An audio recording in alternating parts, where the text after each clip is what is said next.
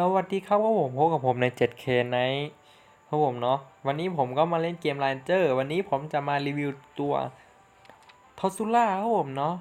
เป็นร่างไฮเปอร์นั่นเองฟึบโอ้ครับผมอุปกรณ์ก็จะใช้ผมก็จะมีตัวนี้ครับผม6ใน4ตัวแล้วก็ตัวนี้3แล้วก็1ไปอีกเช่นเคยโอเคก็เป็นร่างไฮเปอร์ผมก็ไปลุยกันครับผมใช้เงินหลัก200,000ได้2 ล้านฟิวอันนี้ยังไม่ตัดสินใจจะทำแม็กนะเพราะว่าแค่มาดูเฉยว่าความสามารถของมันจะติดไหมแล้วก็จะได้ความสามารถเพิ่มขึ้นนะผมก็คือความสามารถพายุของผมเนาะโอเคต้านพายุนั่นเองแล้วก็มีความสามารถไฮเปอร์เพิ่มขึ้นอีกครับผมเนาะจากนั้นนะผมสเตตัสต่างๆครับผมก็จะเกือบเหมือนเดิมแล้วก็สิ่งที่เพิ่มมาก็คือคูลดาวน์เรนเจอร์13 วิแล้วก็ค่าแรกในการใช้เรนเจอร์ผมก็จะเพิ่มขึ้นนิดนึงด้วยคือว่าไม่เยอะโอเคความเร็วในการเคลื่อนที่เหมือนเดิมครับผมเนาะพลังโจมตีก็เหมือนเดิมพลังโจมตีถือว่าน้อยมากครับผมเราไปดูกันนะผมตัวละครตัวนี้ผมเนาะสายพลังไปลุย PVP กันเลยอ้าว PVP มีคนโน้แค่นี้เองโอ้ตายแล้ว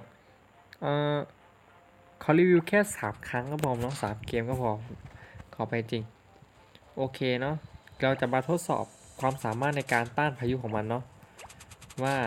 จะเวิร์กหรือเปล่าโอเคอันนี้ก็อยู่แรงโกเนาะคือผมไม่ค่อยไต่จริงพยายามจะไต่เป็นเพชรอยู่แต่ก็โดนร่วงลงมาโอเคปึ๊บ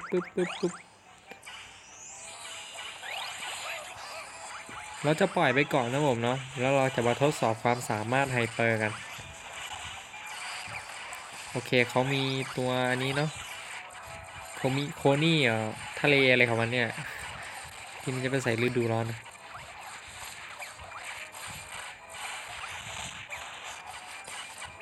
โอเคครับผมเราก็ปล่อยตัวละครได้เยอะพอสมควรเราก็เปิดปลดพลอยวิวเลยเขาไม่ปล่อยวะเฮ้ยเอาเรื่องวะ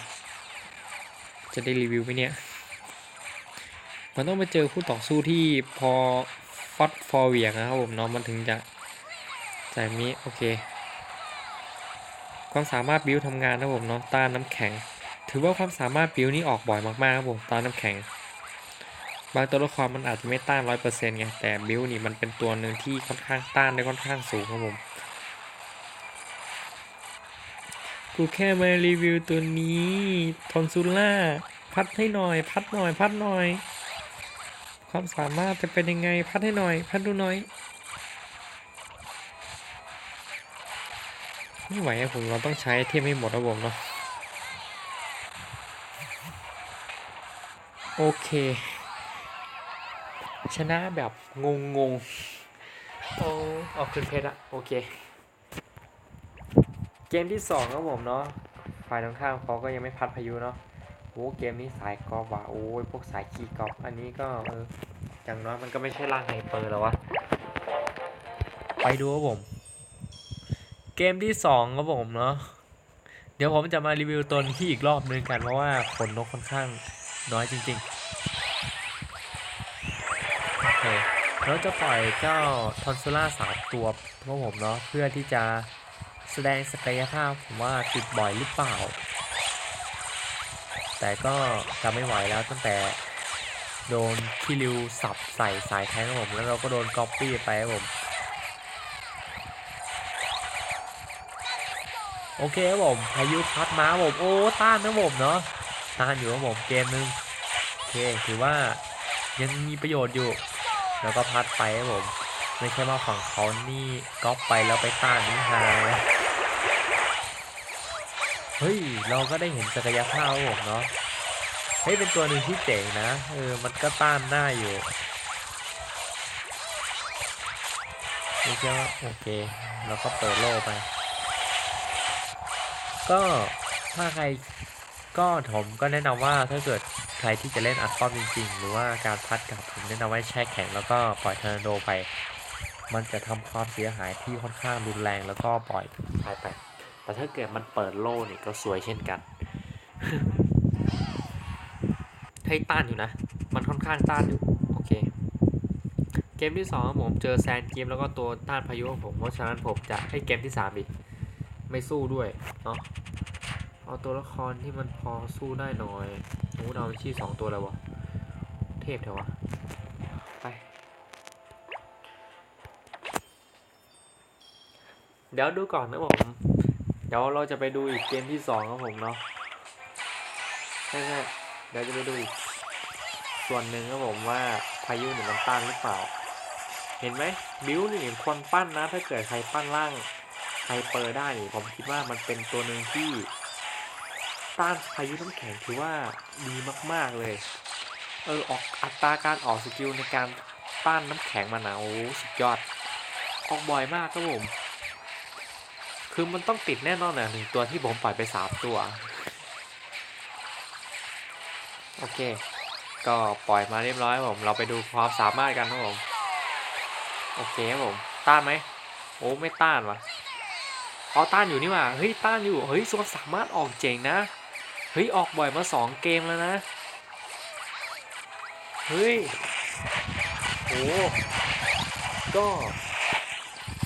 ถ้าใครที่จะทำร่างตัวนี้ไฮเปอร์ก็ยังคอนสเตนต์เดิมครับผมก็ฟอนปั้นได้ครับผมเนาะเพราะว่าสกิลการต้านพายุของมันมีขนาดผมปล่อยมาแค่ 2-3 ตัวมันก็ยังต้านอยู่1ตัวมันต้านแน่นอน1ตัวคือแนะนำว่าให้ปล่อยประมาณ 2-3 ตัวมันจะต้องมีโอกาสตัวใดตัวหนึ่งที่มันต้องต้านสกิลอยู่แล้วเนาะต้านความสามารถของพายุคอนสเตนต์เดิมเช่นกันนะผมเนาะมันค่อนข้างตายง่ายเหมือนกันเนาะ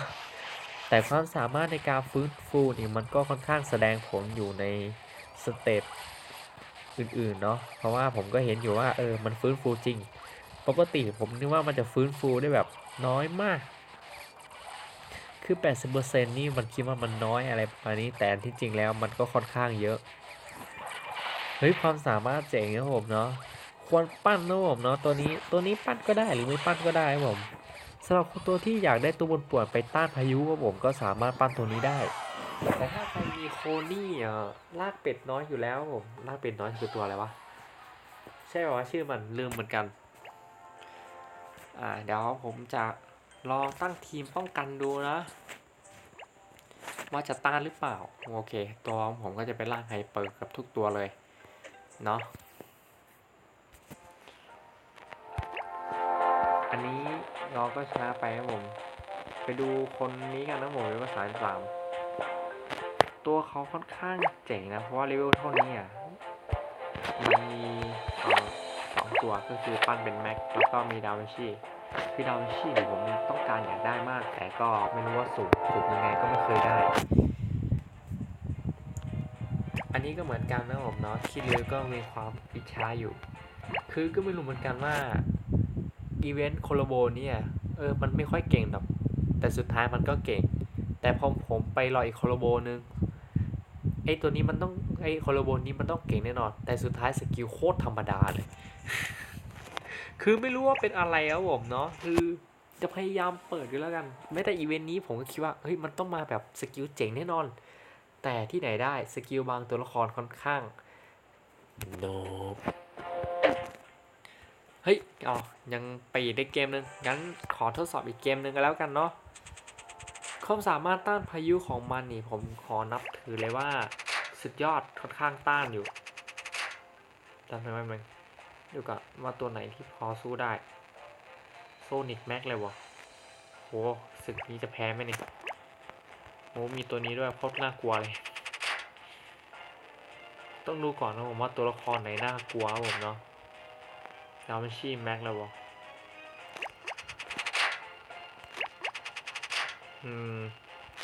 อินุยาชาแม็กค่อนข้างน่ากลัวทนายแม็กก็น่ากลัวเหมือนกัน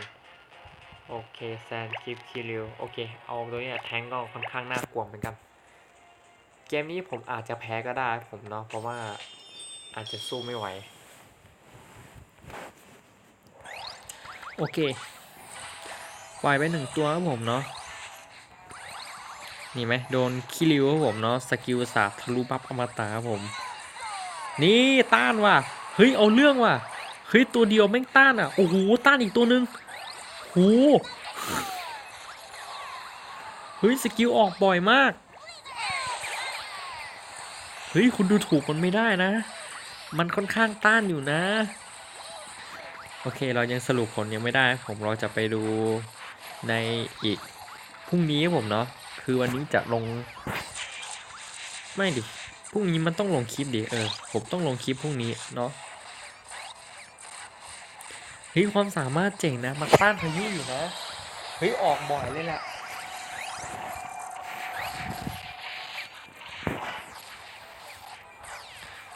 ค่อนข้างโชว์ศักยภาพที่ค่อนข้างดีมาก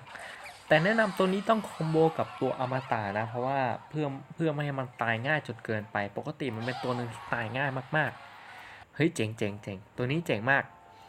โอเคผมนึกว่ามันจะไม่ติดแต่มันก็ติดนี่เห็นไหม17 ล้านถือว่าน้อยแต่ถ้าเกิดปั้นเป็นแม็กนี่ก็น่าจะอยู่ราวๆ50 ล้าน60 ล้านอะไรประมาณนี้เฮ้ยแต่ก็เป็นตัวหนึ่งที่เจ๋งมากเพราะว่ามีสกิลต้านพายุโหคือสาเหตุที่มันวิ่งเร็วเพราะว่ามีบัฟอมตะไงโอเคตัวนี้ขอสรุปได้ว่าครับผมเนาะว่าเป็นตัวหนึ่งที่น่าปั้นมากๆถ้าเกิดสกิลต้านพายุมันออกค่อนข้างบ่อยหรือไม่มีอะไรปรับปรุงแก้ไขของเกมนี่ตัวนี้จะเป็นตัวหนึ่งที่น่าปั้นทันมากเพราะว่าสามารถต้านพายุฝนได้เป็นตัวหนึ่งที่ดีแล้วก็คอนเซปต์เดิมของผมหรือว่าข้อเสียนั่นเองก็คือตัวของมันนี่ค่อนข้างตายง่ายแล้วก็ค่อนข้างสเตตัสเลือดผมไม่รู้ว่าตัวนี้มีค่าแฝงหรือเปล่า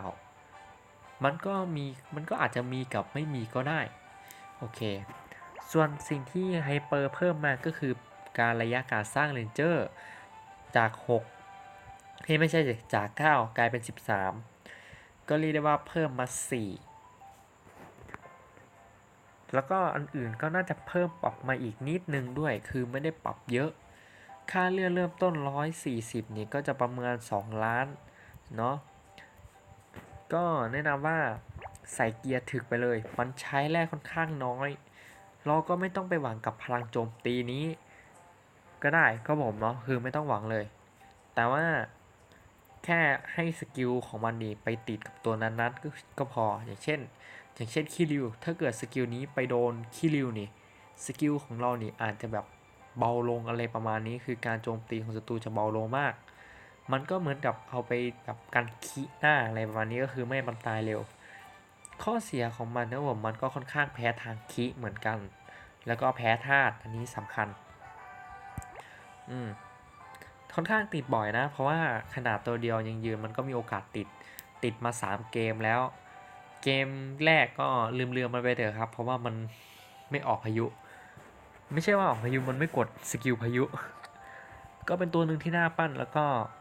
น่าปั้นมากๆเดี๋ยวผมจะลองสลับอีกรอบนึงเนาะจะปั้นเป็นแม็กถ้าเกิดปั้นหน้าเดี๋ยวผมจะปั้นเป็นแม็กเองก็ค่อนข้างเสียทรัพยากรแต่ว่าก็เอามารีวิวให้ดูแต่ล่างไฮเปอร์ ส่วนเรื่องตัวละครเก่าๆเดี๋ยวผมจะมารีวิวให้ว่าไอไหนมันน่าใช้ได้บ้างโอเคเนาะอย่างเช่นพิโก้น่าใช้ไหมปัจจุบันแรงเพชรก็น่าใช้เหมือนกันถ้าเล่นทีมกีอะไรประมาณนี้คือตัวเก่าเดี๋ยวผมจะมารีวิวได้ตัวที่ผมมีส่วนถ้าใครอยากให้รีวิวตัวเก่าอย่างเช่นพวกนี้ผมก็สามารถคอมเมนต์ได้เพราะว่าตัวพวกนี้นี่ผมก็ไม่รู้ว่าจะปั้นดีไหมลิโอนาร์ดนะผมก็ขาดอีกแค่3ตัวก็จะครบแต่ผมมี7 ดาวก็เลยคู่กะอะไรประมาณนี้คู่กะหน้าปั้นไหมอะไรประมาณนี้ก็สามารถคอมเมนต์ได้เช่นตัวนี้ครับผมแต่ถ้าใครที่มีช่อง TK อยู่แล้วก็สามารถดูได้เพราะว่าพี่แกก็รีวิวอยู่แล้วอย่างเช่นตัวนี้ผมเป็นตัวกระจายขี้หมูเหมือนกันซึ่งก็เป็นตัวสนับสนุนทางไหวพริบแล้วก็ยืนค่อนข้างกลางอยู่กลางอยู่แล้วก็ทะลุธาตุน้ำเป็นตัวหนึ่งที่มีความสามารถในการฮิวเหมือนกันแล้วก็จะตายจะตายยากหน่อยก็คือทีมหลังเราจะตายยากง่ายหน่อยยากหน่อยอย่างเช่นตัวนี้ยังใช้งานได้หรือเปล่าโอเคนอกเรื่องมาพอมากพอแล้วถ้าเกิดสุ่มได้ในอีก3 สัปดาห์ไม่ก็2มันก็ขึ้นอยู่กับตีของผมด้วยว่ามันจะไต่ไปไหมเดี๋ยวก็จะมารีวิวให้ดูซึ่งกบก็น่าจะปั้นได้พอ1 ตัวถ้าเกิดได้จริงๆนะ โอเคครับผมก็ขอบคุณมากครับเดี๋ยวเกมที่2จะมารีวิวเจ้าตัวนี้เหมือนเดิมเนาะว่าถ้าเกิดมันออกบ่อยคือว่าดีแล้วก็ผมก็น่าจะปั้นเป็นแม็กแหละโอเคของผมเกียร์ฟรีนะก็ถ้าใครคีย์เกียร์ลิมิเต็ดสูงๆนี่ก็สามารถใช้งานได้เหมือนกันโอเคครับขอบคุณมากครับที่รับชมบ๊ายบายครับ